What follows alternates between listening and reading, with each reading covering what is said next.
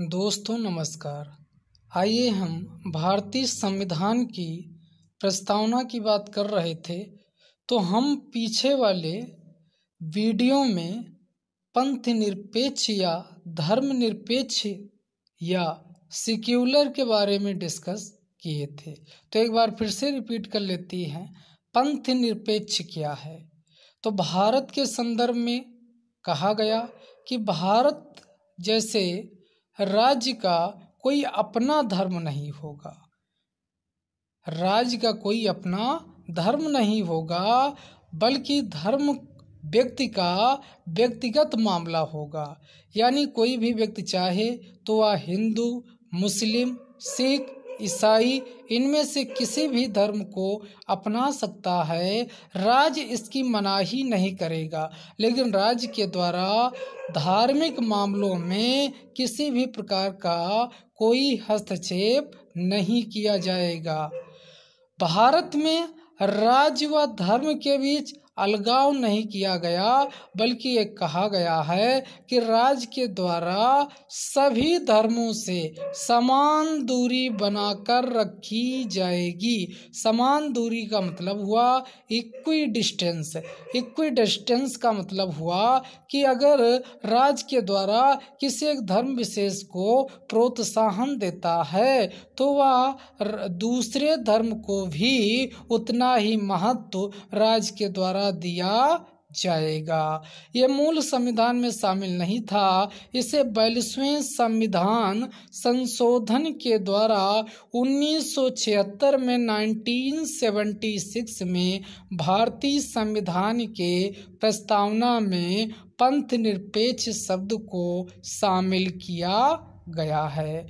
अब हम बात कर लेते हैं पंथ निरपेक्ष या धर्म निरपेक्षता की। जो पश्चिमी विश्व है वहाँ पर क्या है, तो वहाँ पर चर्च अर्थात धर्म एवं राज्य के बीच बिल्कुल अलगाव या सेपरेशन किया गया है। अर्थात राज्य के द्वारा ना तो चर्च के मामले में यानी धर्म मामले में किसी प्रकार का हस्तक्षेप किया जाएगा और ना ही राज्य के द्वारा चर्च या धर्म के मामले में हस्तक्षेप किया जाएगा।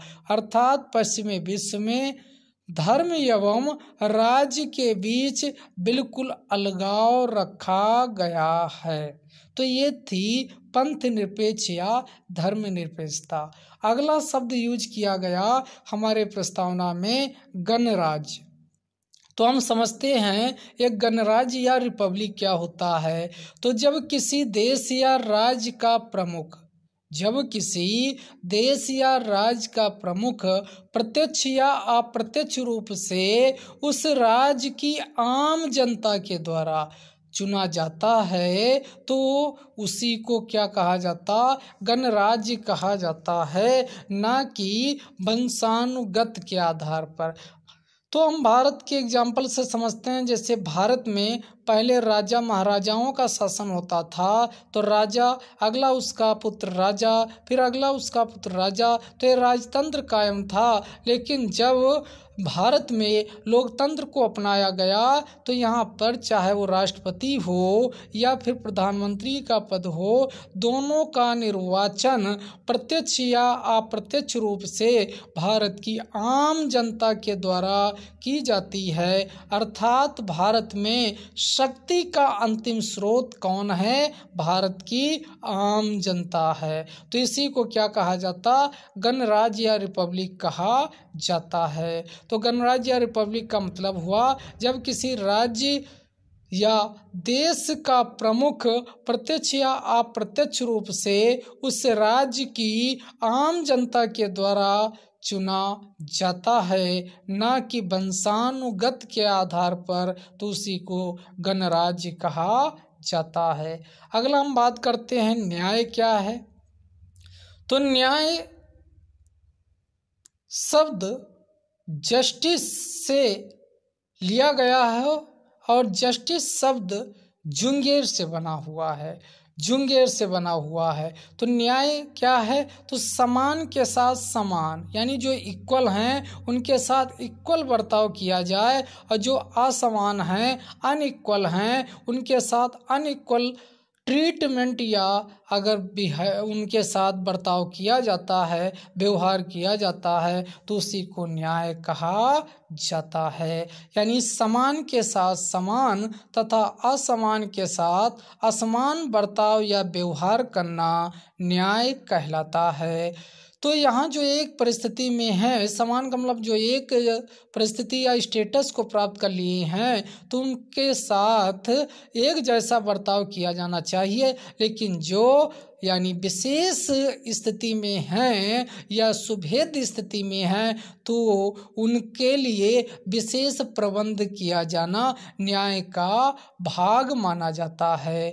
जैसे अगर कहा जाए कि क्या आरक्षण या रिजर्वेशन न्याय का भाग है, तो इसका आंसर या उत्तर है कि हाँ, ये न्याय का भाग हो सकता है या न्याय का भाग होता है, लेकिन एक राजनीतिक लाभ के लिए नहीं किया जाना चाहिए। यानी जिसको ज़रूरत है, अगर उसको रिजर्वेशन या आरक्षण मिल रहा, तो ये न्याय का एक रूप कहा जाएगा। इसी प्रकार गर्भवती महिलाएं हो गई, बच्चे हो गए, विकलांग हो गए, इनके लिए अगर स्पेशल प्रोविज़न सरकार के द्वारा किया जाता है, तो यह भी न्याय का भाग माना जाता है। तो हमारे जो प्रस्तावना है, इसमें 3 प्रकार की न्याय का उल्लेख किया गया है। नंबर 1 सामाजिक, नंबर 2 आर्थिक, नंबर 3 राजनैतिक। अब हम प्रत्येक के बारे में बात कर लेते। सामाजिक न्याय क्या है? तो राज्य के द्वारा जब किसी नागरिक के साथ धर्म, जाति, लिंग, जन्म स्थान इत्यादि के आधार पर या निर्जाति के आधार पर कोई भेदभाव नहीं किया जाता, तो उसे को सामाजिक न्याय कहा जाता है।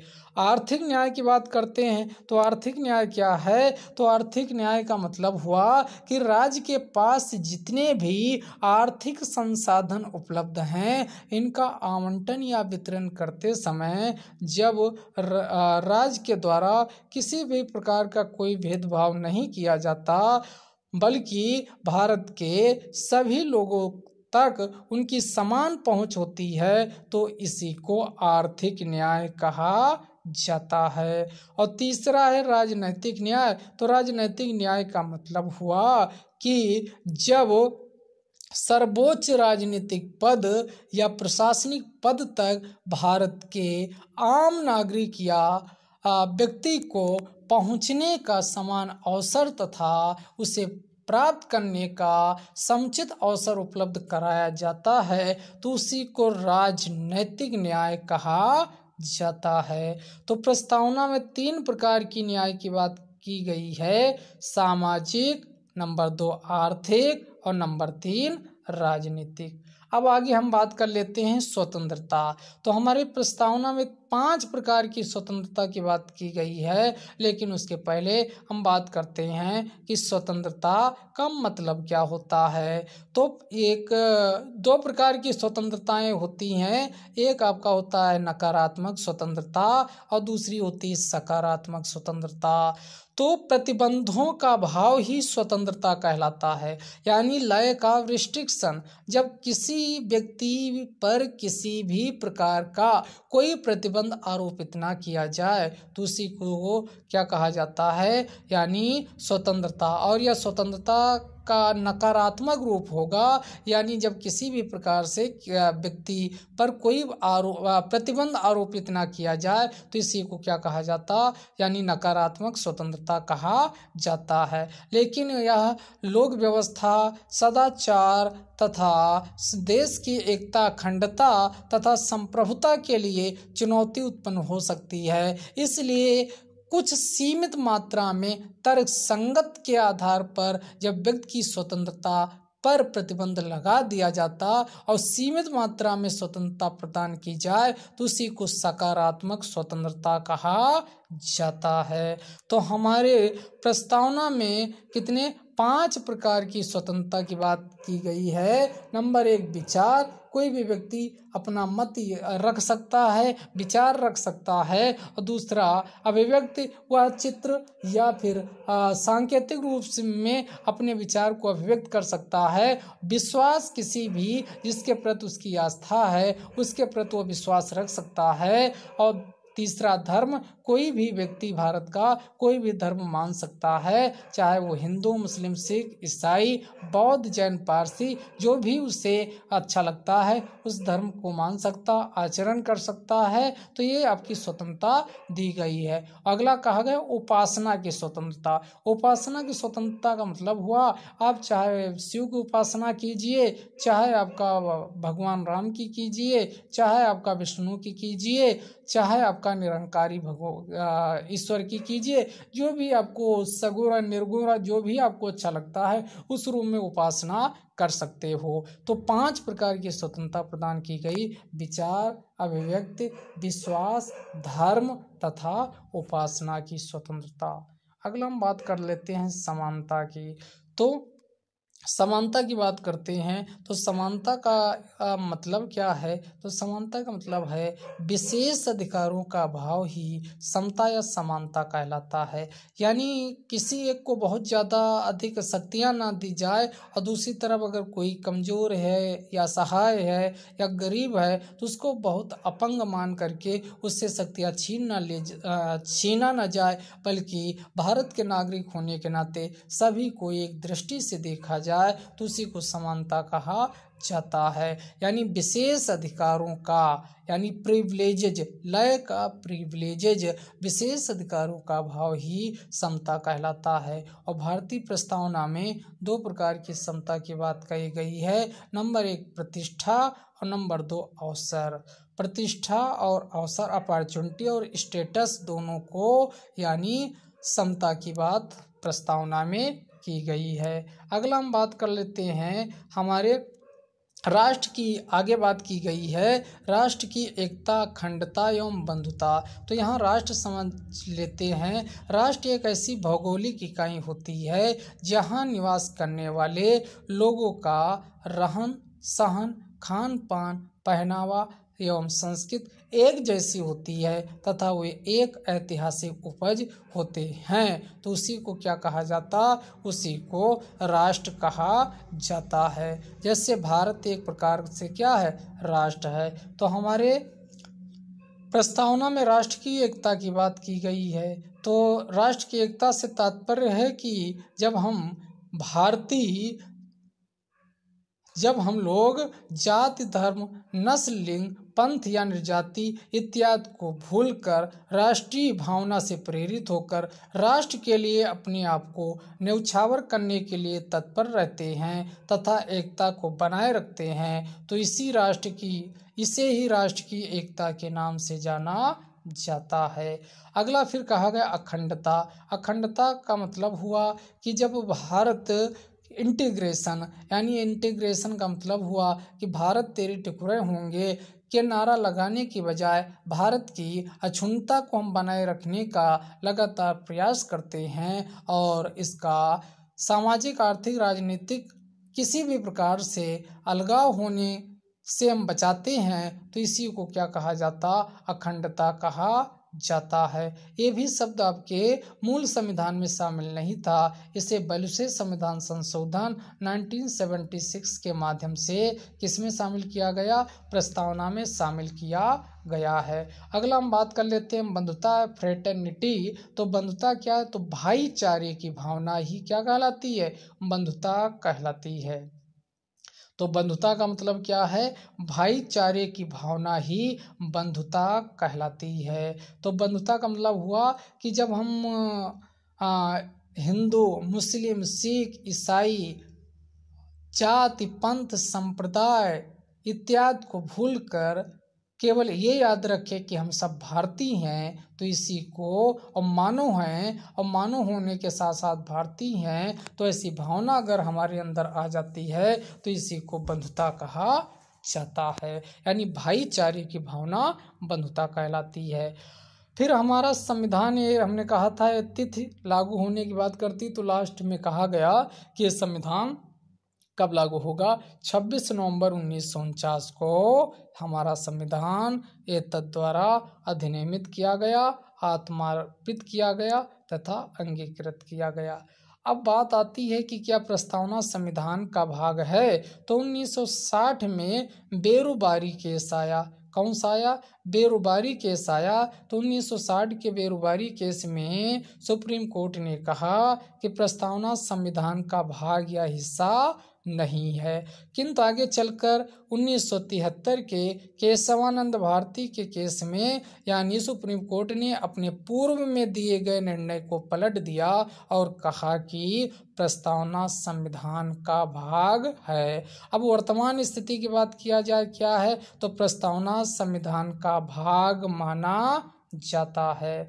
अगला बात करते हैं, क्या प्रस्तावना में संशोधन संभव है? तो बेरुबारी केस 1960 में कहा गया कि प्रस्तावना में संशोधन नहीं किया जा सकता, किंतु 1973 के केशवानंद भारती के केस के बाद कहा गया कि प्रस्तावना में संशोधन हो सकता है, किंतु प्रस्तावना के बुनियादी ढांचे या बेसिक स्ट्रक्चर, आगे हम बेसिक स्ट्रक्चर की बात भी करेंगे किसे कहा जाता, तो कहा गया बेसिक स्ट्रक्चर में संशोधन नहीं हो सकता है। तो बेसिक स्ट्रक्चर परिभाषित नहीं किया गया, टॉपिक पॉलिटी का है तो उसमें भी हम डिस्कस करेंगे। तो वर्तमान स्थिति क्या है, तो संशोधन हो सकता है किंतु बेसिक स्ट्रक्चर में आपका आधारभूत ढांचे में संशोधन नहीं हो सकता।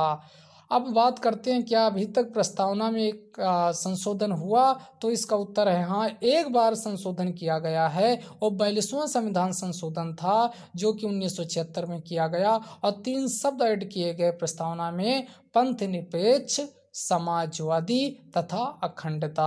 तो ये 3 शब्द आप ध्यान रखिएगा, ये क्वेश्चन बारी बारी से पूछा भी जाता है। अब हम बात कर लेते हैं कि जो भारत में प्रस्तावना अपनाया गया ये अमेरिका के संविधान से अपनाया गया है, क्योंकि अमेरिका में भी we the people of American से शुरुआत की गई है।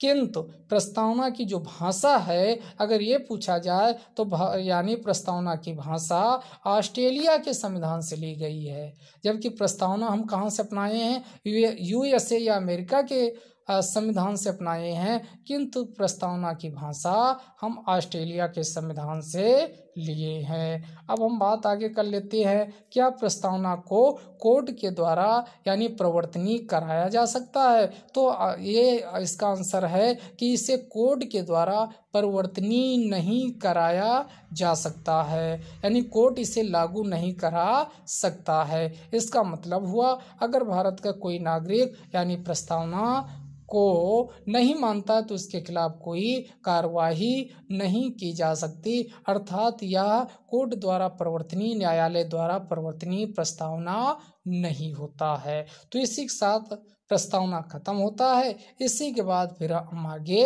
देखेंगे। जय हिंद।